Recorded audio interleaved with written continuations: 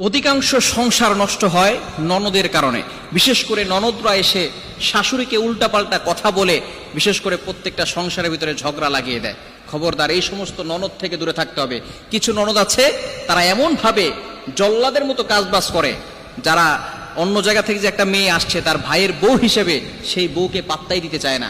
মা বাবাকে উল্টাপাল্টা কথা বলে ভাইয়ের সাথে সম্পর্ক ছিন্ন করে দেয়, তার ভাবির সাথে সম্পর্ক ছিন্ন করে দেয়। এই ধরনের ননদ থেকে সাবধান।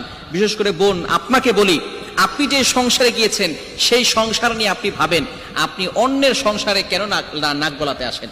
কিছু ননদরা আছে এটা বুঝে না। আপনাকে সবসময় খেয়াল রাখতে হবে, বাবা বাড়ির কথা শ্বশুর বাড়িকে বলা যাবে না, আর শ্বশুর বাড়ির কথা বাবার বাসায় বলা যাবে না। বুদ্ধিমতী যে সমস্ত নারীরা আছে তারা বাবার বাড়ির কথা শ্বশুর বাড়ি বলে না, আর শ্বশুর বাড়ির কথা বাবার বাড়ি বলে না। কেননা বাবার বাড়ির কোনো কথা যদি শ্বশুর বাড়িতে বলা হয়, যখন ঝগড়া লাগবে তখন কিন্তু তাদের ননদরা কিন্তু খোঁটা দিয়ে বলবে, তোমার ভাইয়ের সাথে তো তোমার সম্পর্ক ভালো নাই, তুমি তোমার ভাবির সাথে সম্পর্ক করে থাকতে পারো নাই। সুতরাং এই জন্য আমাদেরকে সতর্ক থাকতে হবে।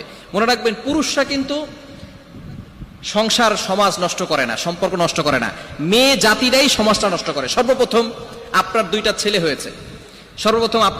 হয়েছে, একটা মেয়ে হয়েছে, অথবা দুইটা মেয়ে হয়েছে একটা ছেলে হয়েছে। দেখবেন আপনার স্ত্রী সেই মেয়েটাকে বেশি ভালোবাসবে না, ছেলেদেরকে বেশি ভালোবাসবে। এই যে মেয়েদের ভিতরে গন্ডগোল, ছেলে হয়েছে ছেলেকে বেশি ভালোবাসে, মেয়েকে বেশি ভালোবাসতে চায় না।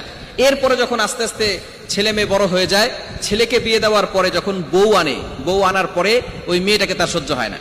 ওই ননদ মেয়েটাকে সহ্য করতে পারে না যে নতুন বউ আনছে ছেলেটাকে, শাশুড়ি বৌমাকে সহ্য করতে পারে না, বউ শাশুড়িকে সহ্য করতে পারে না। এই সব সমস্যা হচ্ছে মহিলাদের ভিতরে। মেয়েরা মেয়েদেরকে দেখতে পারে না, যার কারণে সমস্যাটাই বেশি হয়। এই জন্য আমরা সবসময় চেষ্টা করব, মেয়ের কাছে প্রত্যেকটা মাই ভালো হয়, কিন্তু আপনাকে চেষ্টা করতে হবে বউয়ের কাছে শাশুড়িকে